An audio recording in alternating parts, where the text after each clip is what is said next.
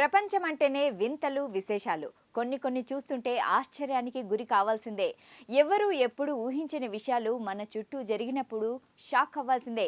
మరి లేకపోతే ఒక పక్షి ఈక 25 తులాల బంగారం కంటే ఖరీదుగా ఉంటుందని ఎవరైనా ఊహించి ఉంటారా? అయితే ఒక పక్షి ఈక మాత్రం ఏకంగా వేలంపాటలో అక్షరాల 23 లక్షలకు అమ్ముడుపోయింది.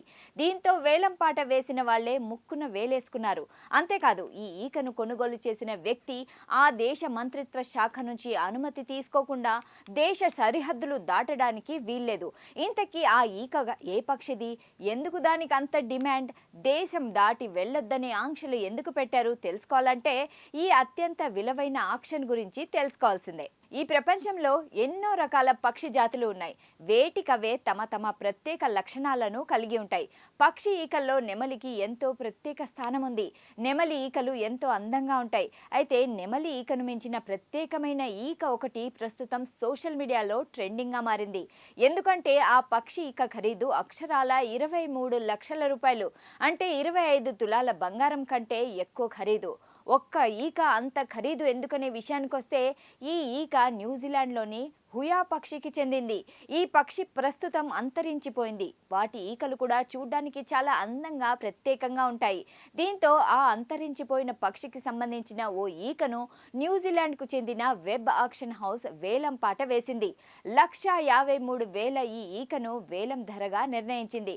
అయితే ఎవరూ ఊహించనంతగా ఈ ఈకను ఏకంగా 23 లక్షలకు పైగా ధర పలకడంతో అందరూ ఆశ్చర్యపోయారు. అయితే 20వ శతాబ్ద ప్రారంభంలో హుయా పక్షి అధికారికంగా కనిపించిందని ఆక్షన్ హౌస్ తెలిపింది. ఇక ఆక్లాండ్లోని ఆక్షన్ హౌస్లోని decorative arts head Leo Morris మాట్లాడుతూ, ఈ అరుదైన హుయా పక్షి ఈక న్యూజిలాండ్ సహజ చరిత్రకు అందమైన ఉదాహరణ. పర్యావరణ వ్యవస్థ దుర్బలత్వానికి మనందరినీ గుర్తు చేస్తుందన్నారు. అయితే ప్రతి ఒక్కరూ ఈ ఈకను ఉపయోగించలేరు. ఉన్నత స్థాయి ప్రొఫైల్ ఉన్న వ్యక్తులు మాత్రమే దీనిని తమ జుట్టులో లేదా చెవుల్లో ధరిస్తారు.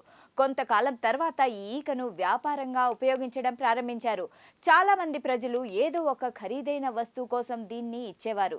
అయితే అదే విధంగా ప్రత్యేక వ్యక్తులకు బహుమతిగా ఇవ్వడం ప్రారంభించారు. ఈ రెక్క న్యూజిలాండ్లో చాలా ప్రత్యేకమైనదిగా పరిగణించబడుతుంది. దీని కారణంగా 19వ శతాబ్దంలో మావోరీ ఇతర ప్రజలు ఈ పక్షిని వేటాడడం ప్రారంభించారు. ఈ చనిపోయిన పక్షులను, వాటి చర్మాలను వ్యాపారాలకు లేదా ఏదైనా ఫ్యాషన్ వ్యాపారులకు విక్రయించారు. ఇక 1901లో డ్యూక్ డచెస్ ఆఫ్ యార్క్ వారి టోపీలలో ఈకలు ధరించి ఉన్న ఛాయాచిత్రాలు 1901లో వెలువడైనప్పుడు ఈ పక్షుల ప్రాణాలపైకి వచ్చింది. వీటిని వేటాడి చంపేసి ఈకలు అదేవిధంగా చర్మాన్ని అమ్మేవారు. దీంతో ఈ పక్షులను కాపాడేందుకు ఎన్నో ప్రణాళికలు రూపొందించారు. ఈ ఈకను జాతీయ వస్తువుగా పరిగణించారు. కాబట్టి దీన్ని కొనుగోలు చేయడానికి, విక్రయించడానికి న్యూజిలాండ్ సంస్కృతి వారసత్వ మంత్రిత్వ శాఖ నుంచి అనుమతిని కలిగి ఉండాలి.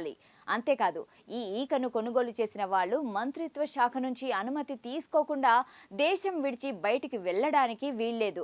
అయితే న్యూజిలాండ్లోని మావోరీ జాతి ప్రజలు దైవంగా భావిస్తున్న ఈ హుయియా పక్షి చివరిసారిగా 1907లో కనిపించినట్లు రికార్డులను బట్టి తెలుస్తుంది. అందుకే ఈ పక్షి ఈక ఖరీదు ఇంత ఎక్కువగా ఉంది.